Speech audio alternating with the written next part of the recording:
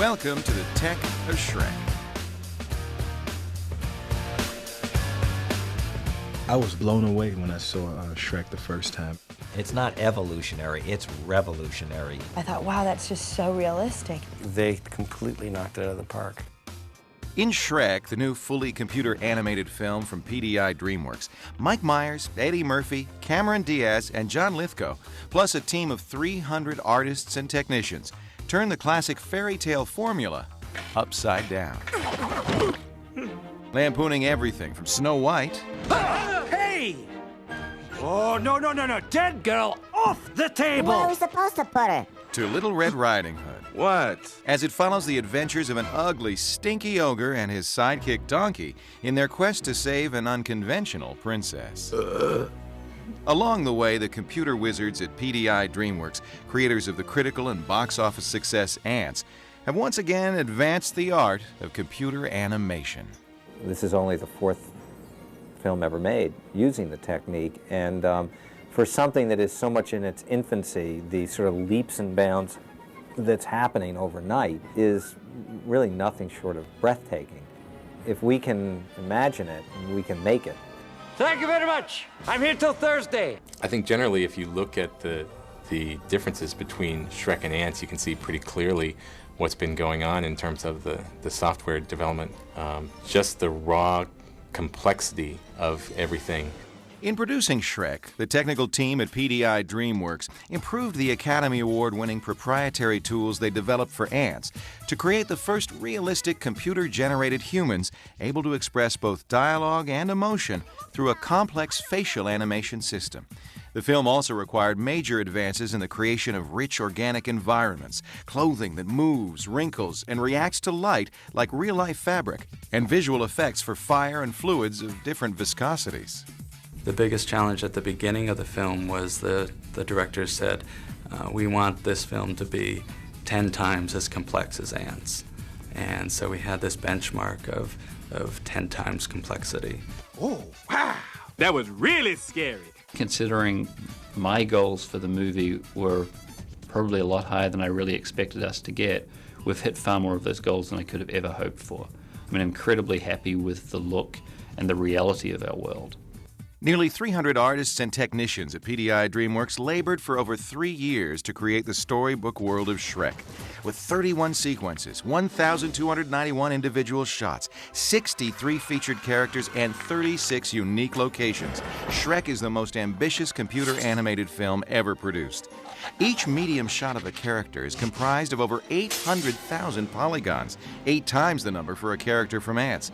But perhaps the most impressive technological feat in Shrek is the creation of a fully computer-animated, human-like character. There have been 100% animated, computer graphic generated films, but they haven't taken human-like characters and sustained a story for a whole feature length. We took what was the basis for the near-human facial animation system and anatomically correct sort of body animation systems that were created on Ants and took them 20 steps further. We have characters whose lips stick when they open their mouths. There's a little follow-through like normal people have. Every single muscle underneath the skin is moving with their speech and their facial expressions. Our artists were able to do something that was almost photorealistic.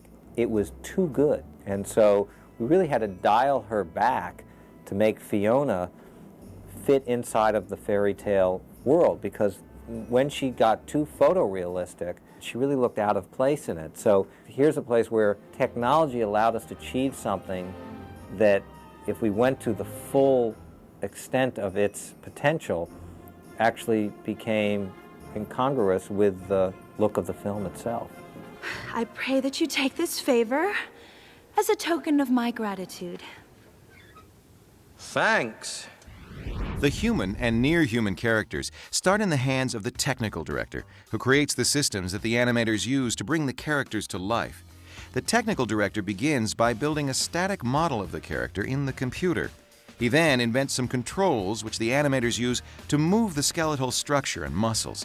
As the artist drives the controls, it results in the model changing shape one frame at a time, creating the illusion of seamless motion, similar to the technique used in stop-motion animation.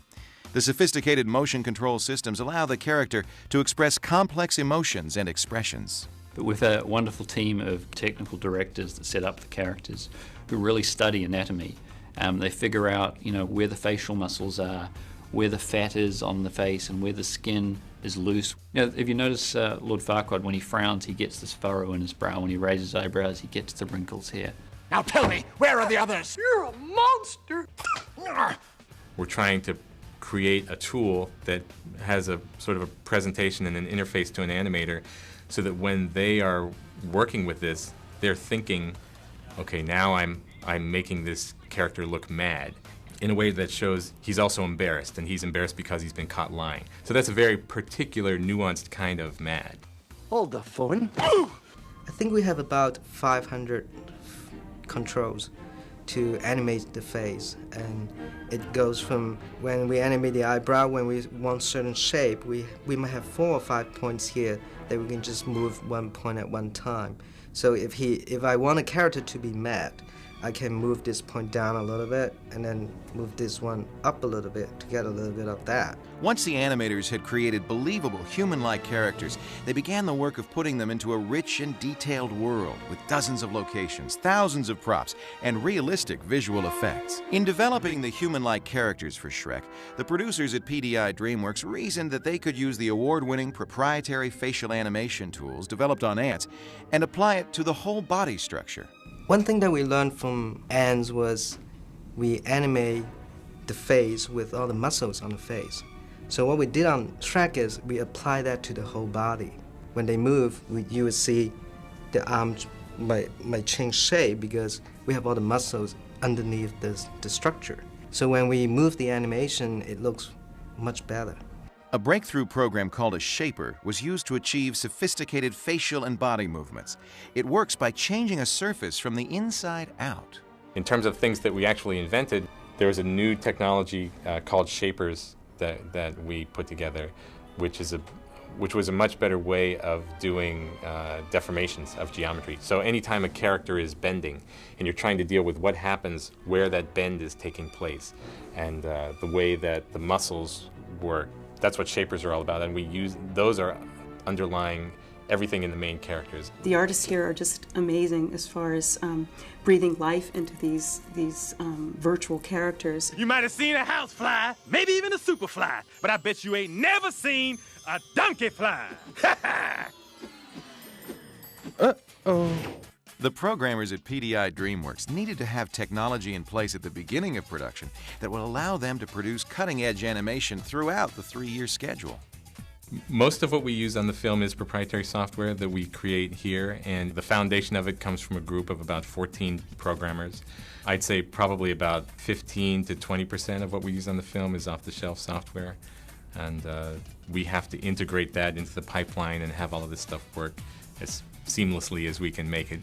Everything's a case of trial and error. For instance, we had shots of Donkey. It was actually someone's first day in production, and they made one change which they thought was an innocent change, and the next day we got back renders from about a half a dozen shots with Donkey looking like a chia pet. Kick him to the curb. Don't mess with me. I'm the stair master. I've mastered the stairs. I wish I had a step right here, and now I step all over it. It was just so adorable. We've saved those, and we look back at them every once in a while for a good laugh. There's a case where if the animator accidentally goes off the end in the sense that he asks for a shape that's not there, the face blows up, literally absolutely blows up. The teeth pop out, the tongue sticks over there, the eyeballs pop out, the whole thing just blows up. So it's kind of freaky. I just know before this is over, I'm gonna need a whole lot of serious therapy. Look at my eye twitching. Each character presented a complex set of technical challenges. Art directors, technical directors, and animators worked together to develop new ways of achieving realistic textures of hair, skin, and clothing. It's a pretty strong challenge to get just a simple thing as the transparency of the skin to work. With Fiona, for example, we have a very complex system of dermis, epidermis, and base. And that's an old technique of oil painting. You basically don't paint one color straight. You paint a glaze of red, another of yellow, and then you have a base that reflects the light.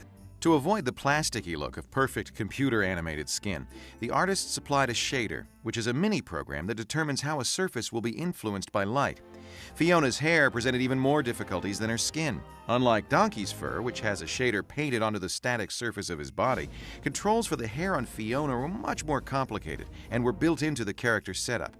The hair involved a completely different rendering system, and like almost everything in computer animation, required a symbiosis of technical direction, animation, lighting, and visual effects. I think that the accomplishments that we had was having this posable dynamic kinematic system for hair, and as far as we know, it hasn't been done before, to be able to control dynamics in a friendly way for the motion animators to use. With Fiona developing her character, we probably spent all of a year doing her character setup, painting the textures on her face and dealing with the lighting before she looked good. Man, that was annoying. A year in setup and 2 years in layout, animation, lighting, and texturing, and Fiona was ready to be introduced to the actor who brings her to life vocally.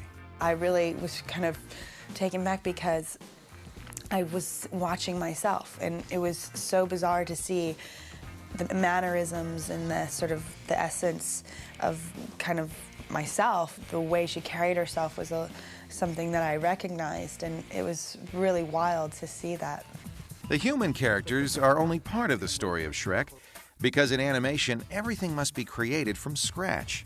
The sets, the camera movements, the effects, the dust in the air, the shadows, all begin in the mind of the artist and depend on the ingenuity of computer technicians. Oh, now we're getting somewhere.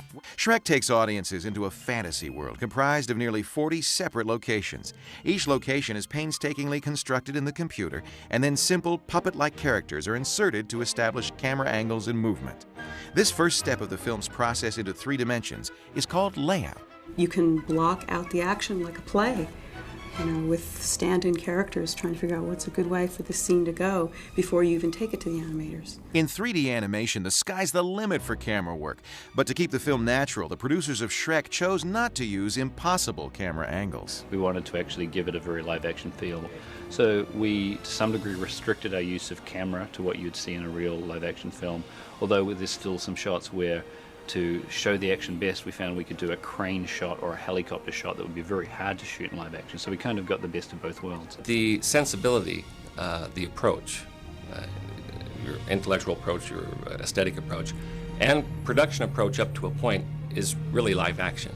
What we found here at PDI in 3D filmmaking, you really do mimic all the great cinematography techniques that everybody else uses out there in the live action domain. Inside the computer you have a whole range of lenses, and we swap around just as you would in all traditional photography shooting in live action. You can see how it's zooming from a wide angle to a longer lens. And that's a kind of really exciting thing as an editor, to be able to pick up the phone and say, try moving the camera to the left and panning over to the right at the end of the shot, and can you add some camera shake? A common live-action camera technique was used to add tension to the scene where Donkey and Shrek cross the wobbly bridge to the Dragon's Keep. The bridge was great because it really felt, we tried to make it as steady cam feel as possible, and so that gave a nice touch to the sequence. You suddenly realised you could be standing on the bridge. So this is the actual camera view, and it appears that the bridge is jostling and bouncing a lot more than it is. When you go and you look at the camera view, the camera is actually bouncing and rolling itself. The sophisticated camera work picked up the tremendous detail in the environment. Over 28,000 trees, 3 billion leaves, and 1,250 props are packed into the movie. All of this detail created a tremendous strain on the computer resources of the company. We have basically a new lush environment in every sequence. So there were a lot of areas of added complexity that all added up to, a big challenge for us, both on how to develop the looks and make, the technology work, and then also be able to do it within our resources of, rendering and machines. I think we started out with roughly about 525 processors, let's say. And also, we incorporate all of the desktop machines that the animators are using at night into the rendering equation. So at night, the number of processors involved in rendering could go up as high as maybe 800. The textures, shadows, lighting, and color of the film are the handiwork of the lighting department. Here, the characters and settings are textured to give them an organic look. It's something where there is a program that is effectively sort of running over the surface of the character, if you will, and creating this texture on the fly. And a great example is like the grass that you see in the background there. That was a shader that we actually used. We actually used fur for grass because it worked out really well. We were able to grow fur from a surface. Well, why don't we just make the fur look like grass blades? And we ended up being able to just elaborate on one shader to make another shader. We also do things with geometry shaders where procedural programs will create pieces of geometry, rocks, plants, things like that, that don't exist as models, but they're created at the time that the image is rendered. Even with Shrek's inventive camera work, state-of-the-art lighting, near-human characters, and an organic realism, there's still something missing. Something that every contemporary film must have. Donkey, look out! Visual effects. In a computer-animated movie, anything that's not character animation, set design, or camera movement is considered a visual effect. Fire, mud, rain, dust. They're the things that make a world come to life. And once again, the computer has empowered us to do things today that we'd only dreamed of only 18 months or 2 years ago. Shrek's mud bath was created using the fluid simulation systems designed for ants. The system enabled the effects department to create a range of liquids with different viscosities, rendering milk and mud and even foamy beer effects for the tournament scene. The same basic technology was used to much scarier effect when Donkey and Shrek crossed the lava-filled moat to the Dragon's Keep. Oh, you can't tell me you're afraid of heights. No, I'm just a little uncomfortable about being on a rickety bridge over a boiling lake of lava.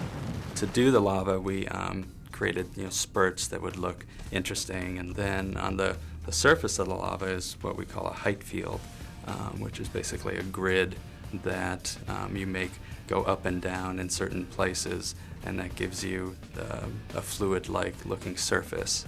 And then we brought it into some programs that we have in order to make the texture on the top feel like it's swirling around.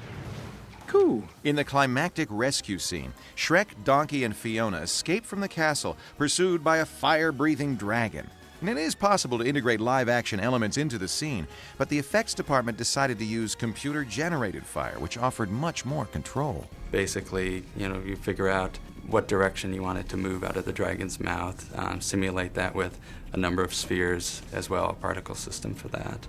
And make sure you get the right kind of billowing and turbulence and turmoil in that. And so we developed some special techniques for rendering that and putting what we call noise on it and processing that in the right way.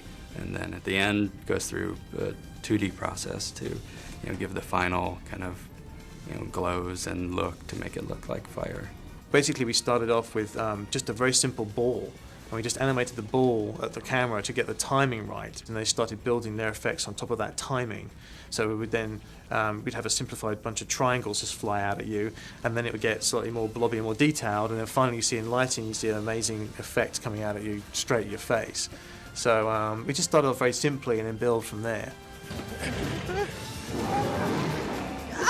Hi, princess! It talks! Yeah, it's getting them to shut up, that's the trick!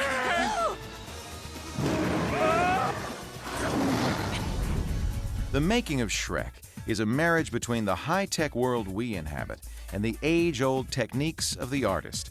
For all its sophistication, the technology used to create Shrek is in some ways as simple as a pencil drawing a picture.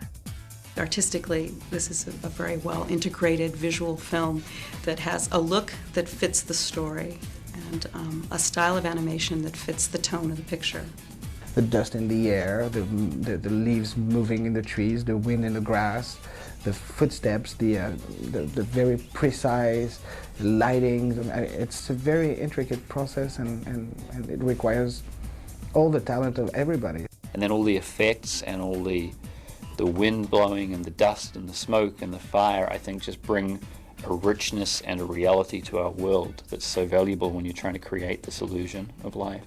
Despite all the technological achievements, the creators of Shrek are hoping that the audience doesn't even notice their work. The thing that's fun of working on this is not the technology or the techniques that we use, but it's the actual film itself, and entertaining the audience and making them laugh is the important thing. One of the things that's really exciting is that I feel like we're just getting to the point now where computer animation is really maturing a little bit and getting into this realm where people are starting to think about a lot of different stylistic options that they've got. So someone comes in here with something that's going to push us really far technologically, and that's what we want to do, great, we'll go there. We're not afraid. That's the cool part of working with such smart people, that combination of scientist artists that we have here.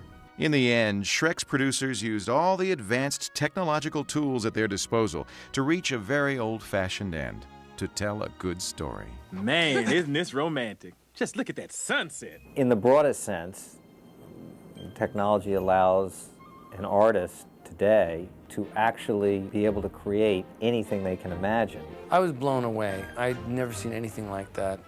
I always loved the animations in fairy tale books, and now they had this 3D universe that I just didn't want to leave. That's what's special about the film. It strikes you as completely unusual and new. I mean, I imagine this film is going to strike people the way Snow White did.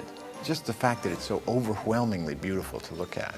It really, visually, it really, really blows your mind. It goes like, look how far this has come. Look how far animation has come. Oh, now I really see what's going on here.